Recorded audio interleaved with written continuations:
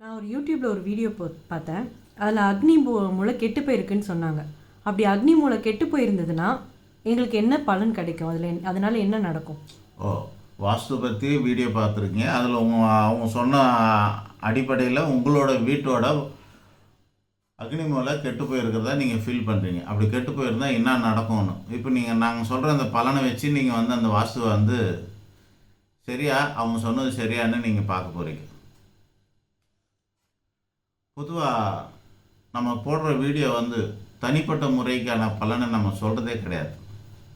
அதுக்கு ஏன்னா அது எங்களோட தொழில். தனிப்பட்ட முறையில் உங்களுக்கான பலனெல்லாம் நேரடியாகவே சொன்னாக்கா பொத்தம் சொல்லலாம். அதிலேருந்து நீங்கள் எடுத்துக்கலாம். அது வேறு விஷயம். மேஷ ராசிக்கெலாம் இப்படி இருக்குது அப்படின்னு சொல்லுவாங்க ராசி பலன். அதுவே நான்லாம் அவ்வளோவா சொல்ல மாட்டேன். ஏன்னா அது முழுமையான பலன் கிடையாது. 10ல் 1 பங்கு பலன்னு வச்சுட்டு மொத்தமாக நீங்கள் அதை நம்புவீங்க. அதனால் அதெல்லாம் சொல்கிறதில்ல. அதுபோல் தனிப்பட்ட முறையான பலன்களுக்கு காணிக்கை கொடுத்து தான் நீங்கள் தெரிஞ்சுக்கணும். மொத்தமாக வாஸ்து பற்றி சொல்லும்போது சொல்லலாம். அக்னி மூலையில் இது இருந்தால் நல்லது, இது இல்லைன்னா நல்லது இல்லை அப்படிங்கிறதெல்லாம் நம்ம சொல்லுவோம். அந்த மாதிரி என்னால் பரவாயில்ல. ஆனால் நீங்கள் பொது கேள்வியே உங்களுடையது தனிப்பட்ட குடும்பத்தாருக்கு பொருந்துகிற மாதிரி கேட்டுட்டீங்க. இப்போ நம்ம சொல்லுவோம், அது வருத்தமாக கூட இருக்கலாம். அக்னி மூலை மட்டும் இல்லை, 8 திக்குமே ரொம்ப முக்கியம். 8 திக்குன்னா என்ன இருக்குது? ஈசானியம், கிழக்கு அக்னி, அப்புறம் யம மூலை, யம திக்கு, நிருதி மூலை, வருண வாயு மூலை, குபேர மற்றும் ஈசானியம். 8 திக்கு பிரம்மஸ்தானம் சொல்லக்கூடியதை சேர்த்தா 9 ஆகிடும். இந்த 9 பகுதியும் நவகிரகத்தோட ஆதிக்கம் இருக்கிறது. நவகிரகங்களோட ஆதிக்கம் மட்டுமல்லாமல் இந்து மதத்தில் இருக்கிற மும்மூர்த்திகள், 30 தேவிகள், 3 சேய்கள் ஆக 9 தேவதையோட ஆளுமையும் அதிலே இருக்கிறது. சிவா, விஷ்ணு, பிரம்மா அவங்களும் ஒரு பகுதி. பிரம்மஸ்தானம்னு சொல்கிறாங்க பார்த்தீங்களா? அப்போனா பிரம்ம நடுவில் இருக்காருன்னு அர்த்தம்.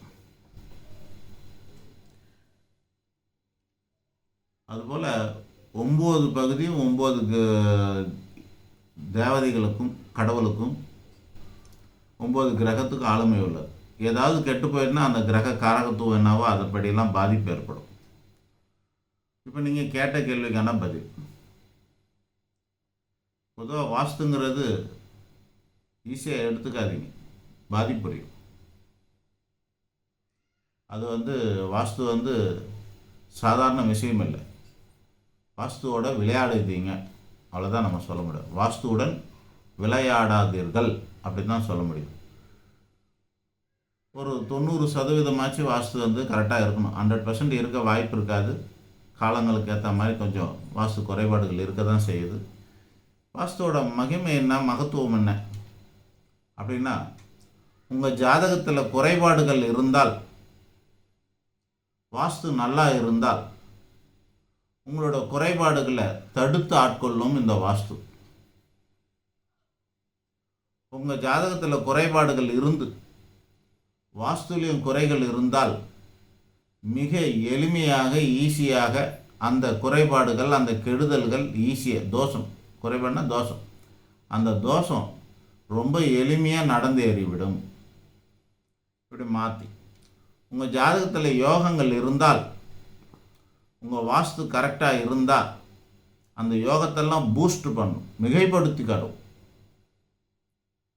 உங்கள் ஜாதகத்தில் யோகங்கள் இருந்தால், உங்களோட வாஸ்துவிலே குறை இருந்தால் உங்களோட யோகங்கள் வராமல் தடைப்படுத்தப்படும். தனித்தனியாக பார்த்தா புரிஞ்சுக்குங்க, இல்லைன்னா திரும்ப போட்டு பாருங்கள். அந்த வகையில் அக்னி மூலையில் குறைபாடுகள் இருந்தால், உதாரணத்துக்கு அக்னியில் படிக்கட்டு இருக்குதுன்னு வச்சுக்கோங்களேன், அந்த தலைமுறையை சேர்ந்தவர் வாழலாம். அந்த வீட்டுக்கு ஓனர் இருப்பார். ஆனால் அவரோட வாழ்க்கை துணையோ அல்லது வாரிசுதாரரோ 1/1 சீனியாரிட்டி படி கணவன் பேரில் அந்த சொத்து இருந்தால் மனைவிக்கு பாதிப்பு.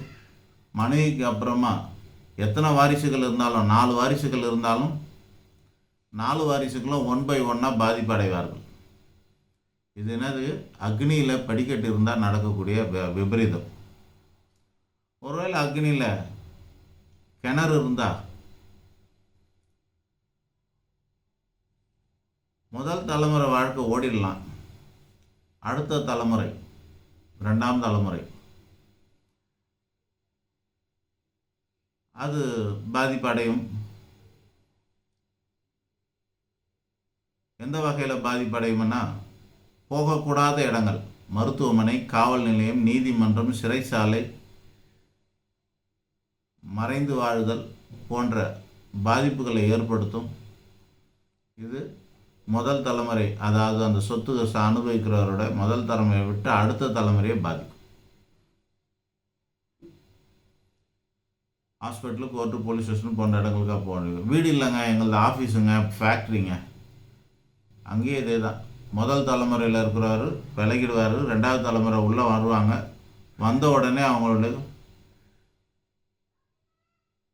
காசோலை ரிட்டர்ன் ஆகிற மாதிரி கொடுக்கல் வாங்கல், கடன், இது மாதிரியான காரணத்துக்காக போகக்கூடாத இடம், ஹாஸ்பிட்டலு, கோர்ட்டு, போலீஸ் ஸ்டேஷன் போன்ற இடங்களுக்கு போகிறது. இதெல்லாம் எப்போ நடக்கும்? மோசமான தசாபுத்தி பலன் 6, 8, 12ஆம் அதிபதிகளோட தசாபுத்தி நடக்கும்போதோ அல்லது பாதகாதிபதியோட தசாபுத்தி நடக்கும்போதோ அல்லது 7.5 சனி, அஷ்டம சனி போன்ற பாதகமான காலங்களிலோ இவர் நடந்தே தீரும். இப்படி தான் ஒவ்வொன்றும் லட்சமாக கோடியாக பணம் கொடுத்து பில்டிங் கட்டுறோம், கட்டடம் கட்டுறோம், வீடு கட்டுறோம், ஃபேக்ட்ரி கட்டுறோம், ஆஃபீஸ் கட்டுறோம். ஒரு சில ஆயிரங்களோ இல்லை ஒரு சில 100களோ கொடுத்து ஏன் அதை வாஸ்துபடி பார்க்கறதில்ல? இழந்தால் திரும்பி வருமா? எவ்வளோ டாக்குமெண்ட் சார்ஜஸ் கொடுக்குறோம், எவ்வளோ புரோக்கிங் சார்ஜஸ் கொடுக்குறோம், எவ்வளோ ரிஜிஸ்ட்ரேஷன் சார்ஜஸ் கொடுக்குறோம், எவ்வளோ செலவாகுது. ஜோசியர் தான் கொஞ்சம் சாப்பிட்டுட்டு போட்டோமே, ஒரு வாஸ்து நிபுணரை கூப்பிட்டு காமிச்சு இதெல்லாம் சரியாக இருக்கான்னு, அல்லது ப்ளூ பிரிண்ட் போட்ட உடனே அதாந்து இது நல்லா இருக்கான்னு கேட்டு காமிச்சு வாங்கிக்கலாம்ல. இல்லைன்னா போகிறதுக்கு முன்னாடி ரஃபாக ஒரு ப்ளூ பிரிண்ட்டை ஒரு மேப்பை ஒரு பிளானை உங்களோட ஐடியாவுக்கு ஏற்ற மாதிரி ஒரு வாஸ்து நிபுணர்கிட்ட கேட்டுட்டு அதை கொடுத்து என்ஜினியர்கிட்ட கொடுத்து பிளான் போட்டுக்கலாம்ல. ஆக வாஸ்துவுடன் விளையாடுகிறீர்கள், வாஸ்து தன் வேலையை காட்டும். நன்றி, வணக்கம்.